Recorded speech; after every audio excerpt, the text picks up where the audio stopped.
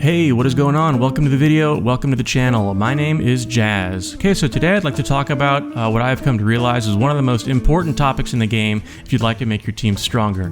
It's something I wish I'd learned about sooner, because as soon as I started following these steps, I was able to make my teams much more powerful so that I could progress into more and more difficult content and clear it easier. Alright, so what I'm talking about here is how to optimize your support characters on your team, how to balance out your investment in them with the return that you'll get for making those investments. A good team composition and good decisions in making that team can absolutely make or break your damage potential and your potential to clear harder content. If you follow these steps, I guarantee you'll not only gain a deeper understanding and appreciation for the game's mechanics and systems, but you'll also greatly increase the power of your teams and your ability to put together a strong team and build by yourself. What this video is not going to be is a list of in-depth suggestions for specific teams or builds, but more a conceptual guide on how to build a team for any situation and how to optimize whatever characters and gear you might have available to you. So hopefully by the end of the video, you'll know which investments are the best for your teams and how to get the most potential out of your support characters. So with all that said, I'd like to go ahead and ask if you could leave me a like on the video. Please consider subscribing to my channel. That would really help me out a whole lot. And let's go ahead and jump into the video.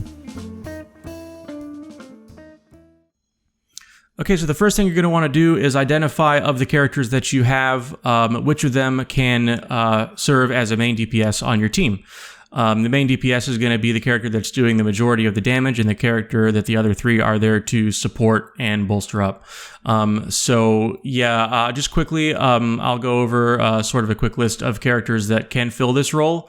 Lots of different characters can fill lots of different roles, but if you have any of these characters, you can use them as a DPS. So Hu Tao, Xiao, Ganyu, Zhongli, Xinyan, Tartaglia, Klee, Keqing, let me see, Diluc, Jean, Changyun, Noel, Ningguang, Beidou, Xiangling, Razor, and Kaya. You know, all of those have their own strengths and weaknesses.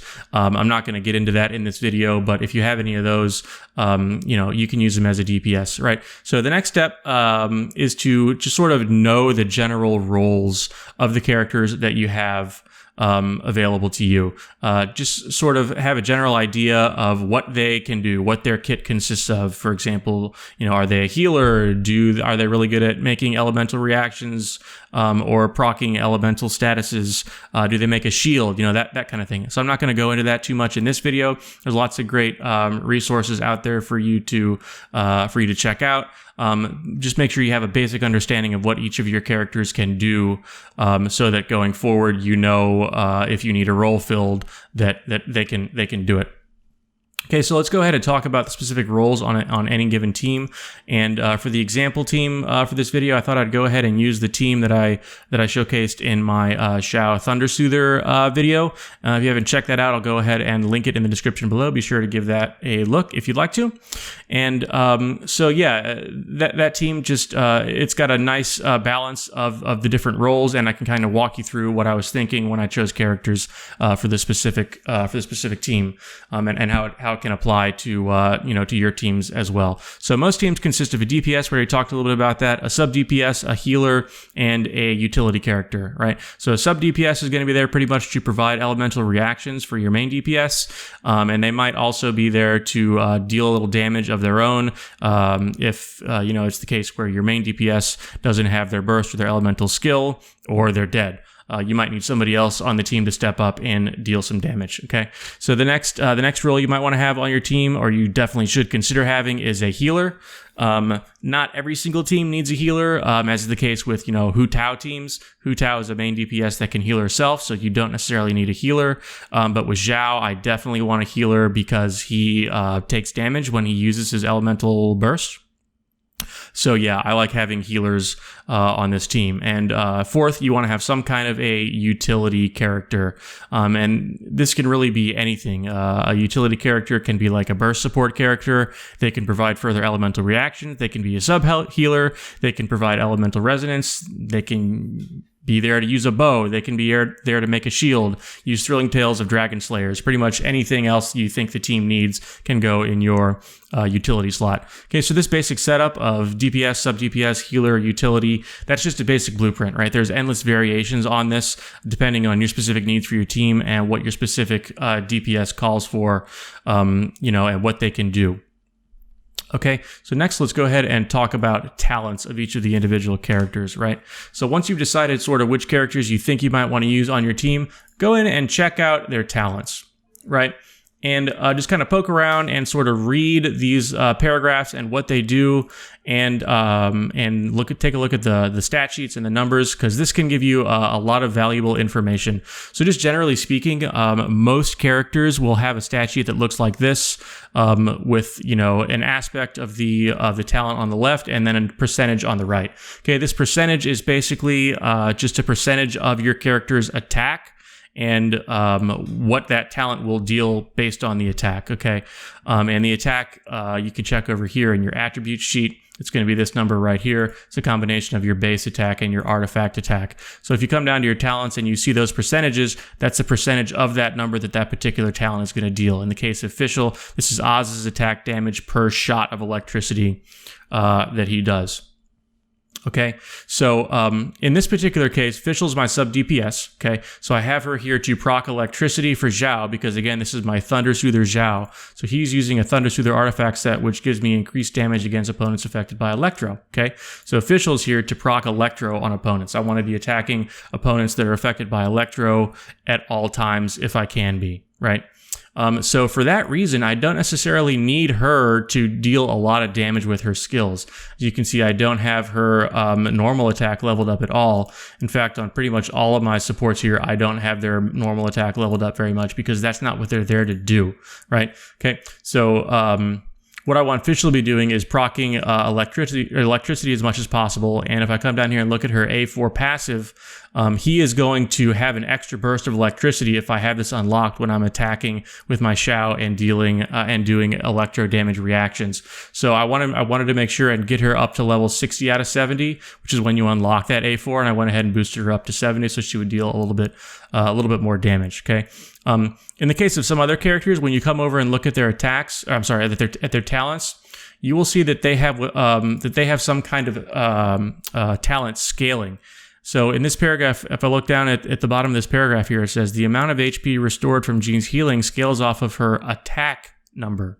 Okay, so since Jean is my main healer on this team, what I want to do is build her for as much attack as I can, because what that'll do is maximize the amount of healing that I do when I hit her elemental burst. Okay, so there are basically 3 ways you can do this. Okay, the first is by leveling up the character in general. That'll increase their attack. Okay. They inherit attack from their weapons, and they also inherit attack from their artifacts, right? So with Jean, I've prioritized attack in the sense that I'm using a 5-star weapon on her. Okay, 5-star weapons always have higher attacks than most 4-star counterparts, right? And then I've chosen artifacts that have you can see attack main stats. So I have an attack timepiece on her and an attack circlet on her, so that I'm maximizing that attack number so that I get the most amount of healing when I execute her elemental burst. Okay, Diona has also a similar type of scaling, but Diona's abilities, instead of scaling off her attack, they scale off of her maximum HP. So Diona, I have her here to make shields for me and to heal me a little bit as well. With the talent levels I have Diona at, her healing isn't quite as good as Jean's, but I can still use her sort of as a sub healer and to make a shield for Zhao to protect him when he goes down to low health from doing his elemental burst if I need to. And I look and I see that her the shield's damage absorption scales off of Diona's max health. Okay, so instead of attack, we're scaling off of health. And I also look and I can see that her healing on her elemental burst also scales off of her max HP. So I have a couple reasons I want to build her for max HP. So I come over and look at my artifacts. I'm running her on 2-piece maidens, and then all of my other pieces are offset that give me more HP, and HP, so that I can maximize maximize her healing and her shield's health. Okay. All right. So once you've done that and decided which talents you want to prioritize, you want to sort of prioritize which and how you want to farm, if you want to farm at all for artifacts, depending on your AR. And let me see. So I'd like to go ahead and take a look at some of these domains here. So let's go ahead and take a look at the Crimson Witch domain. This is a really popular domain right now because Crimson Witch of Flames is the set that Hu Tao runs. So a lot of people are trying to get this set. This domain first opens up when you're adventure rank 30. You get this domain of Blessing Frost 1, and then Frost 2 you get at 35, and then Frost 3 at 40, and then Frost 4 at 45. So it's really important that you understand the differences between these domains, because if you look at the differences between the first and the second ones you unlock, look at the rewards. They look almost the same, right? The only thing that's different, according to this, is you get a little bit more Mora and a little bit more companionship EXP. The artifact rewards appear to be the same. They appear to be, but in my experience, they're not. Okay, when I went in to farm this a little bit at AR 30, just to kind of see what it would be like, I wanted to gear up my Diluc a little bit, so I wanted to get him at least a set of Crimson Witch. I noticed that I was getting my most desired set much less than the Lava Walker set, and I'm pretty sure that this is intentional. Since the Crimson Witch of Flames is the more desirable set of these two, actually of these four, Crimson Witch, Lava Walker, Defender's Will, and Martial Artist, the AR 30 domain will give you these three desirables. The three that are desirable a little bit less, more than the Crimson Witch. And maybe it may even be weighted that these two, Defender's Will and Martial Artist, are given out more, and these two are given out less. Or it might be that the Crimson Witch is the absolute bottom. So yeah, you'll have a really hard time getting these more desirable artifact sets if you farm these domains at AR 30. When you get to the AR 35 one, I found that the drop rates are a little bit more even, but you can't get 5 stars yet, okay? I've been farming the AR 40 ones a little bit more now that I have the chance to get 5-star drops. Once you get to AR 45, I believe you are guaranteed at least one 5-star drop with each run that you do. So I'm not going to tell you that you should absolutely not farm artifacts until you get to AR 45. Play the game how you want. If that makes you happy and you want to get some more powerful artifacts for your characters at lower AR, and you think it's going to take you like weeks or months to get up to these higher AR domains, that's cool. Go ahead and get the artifacts. Just know that you're not going to be able to get that resin back, and that resin is going to be more valuable to you at higher ARs because you'll be able to get higher occurrences of 5-star artifacts at the higher AR domains. I did a little bit more farming at these lower AR ones because, I wanted to make some videos about some of the artifact sets. And so I wanted to at least get a full set, a full usable set, like for Shao for his Thunder Soother set. So I farmed it maybe a little more than I would have, but I'm just putting that out there. Just understand what you're getting, what the return of the domains will be when you go and farm these lower AR artifact domains. So I guess if I could make a recommendation, I would say take a look at your main DPS, decide what artifact set you want to have on them ultimately, and maybe if you have the resources and don't mind losing out on the resin, just get a basic set of that artifact set, right? So if you were going, for example, for this Thunder Soother set, don't really worry about, I have to have, an attack sands, or I have to have a crit damage helmet. Just get the artifact set so you can have the 4-piece bonus if that's what you're going for. The other thing is, if you already have some powerful artifacts that you've gotten just from playing the game up until wherever you are in the game, you might not want to go ahead and farm for that quote unquote end game set, because you might end up with not very good pieces, and you might end up having to invest more resin than you would want to get like equivalent pieces to the ones you might already have sitting around in your inventory. So some sets I could recommend for earlier to mid game before you're really able to farm for those later end game later end game artifact sets. Some useful ones are Berserker, which gives you increased crit rate. Resolution of Sojourner, which gives you increased attack. This is the same 2-piece set bonus as the more sought-after Gladiator set that you will start to get way later in the game. Gladiators here.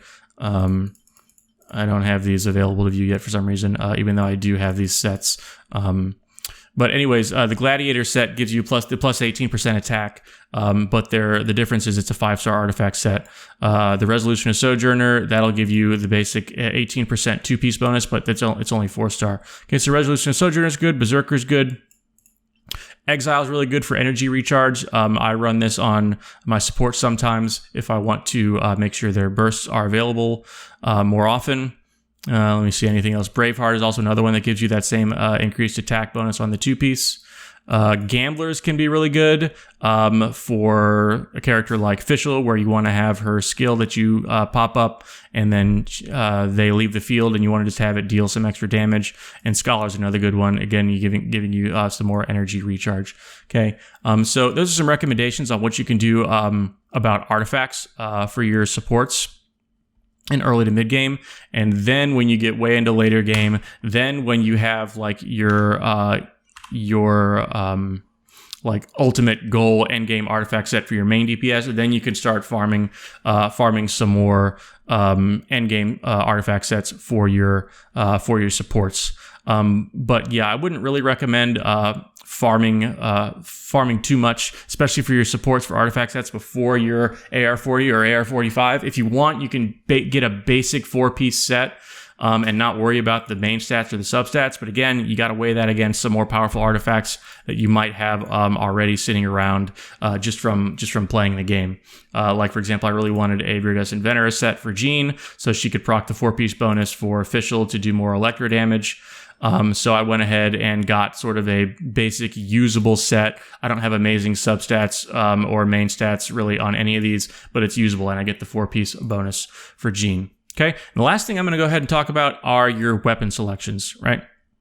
So there's a couple reasons you would choose a particular weapon for a particular character. The first would be its secondary stat here, and then the next reason would be for its for the weapon's ability here. When I was a little bit earlier in the game, I didn't actually realize that weapons had different secondary stats here. I thought either that it was the same for every weapon or it didn't matter as much, but this really matters. This is basically like another artifact on your character. So Zhao's weapon, for example, has crit rate. And so I might pick this weapon, for example, to sort of fill in some gaps for my artifacts. So, for example, my artifacts, I have a crit damage circlet. So otherwise, I'm missing a crit rate a little bit for my other main stats. So I can use the crit rate on my weapon to sort of fill that in, right? Okay, so for Fischl, again, for her, I mentioned that I want to have my elemental skill up at all times, so I went with the sacrificial bow on her. Sacrificial series is very, very, very strong on pretty much any support, and the sacrificial bow, the sword, and the greatsword all have energy recharge substats. The sacrificial catalyst, I think has it doesn't have energy recharge. I think it has elemental mastery or something different. But these three do: the bow, the sword, and the greatsword. So yeah, this is really great for Fischl because I can recast her skill as soon as it expires and not have to wait for her long cooldown. Okay, Jean, I have the Skyward Blade again because it's a 5-star and I want to increase her attack as much as possible. Gives me that good energy recharge to get her elemental burst back as fast as possible. And this, I don't really care about this. The ability of the sword doesn't really matter to me. I'm using it more for the base attack and for the energy recharge. And for Dione, I have the Favonius Warbow, again for the energy recharge. And again, I don't use this too much. I can, if I want to plink off a couple of hits and hope they're crits and I get a little bit of energy back, that's fine, but I'm basically using it for the energy recharge. Okay, so that's basically everything I wanted to cover. We went over talents, artifacts, roles, weapons, all that stuff. So yeah, hopefully I've been able to share some useful insights for you guys into building your teams. Hopefully you can take some of these concepts and apply them to your teams. Yeah, once I started doing these things and realizing that my supports actually are important, my team's potential really jumped up and I really started noticing a big difference. yeah, the kind of damage and survivability I was getting out of my teams. Okay, so that's going to do it for the video. Thanks so much for watching. If you would go ahead and leave me a like on the video and consider subscribing to my channel, I'd really appreciate it. That would help me out a whole lot. Thanks again so much for watching, and I'll see everybody in the next video.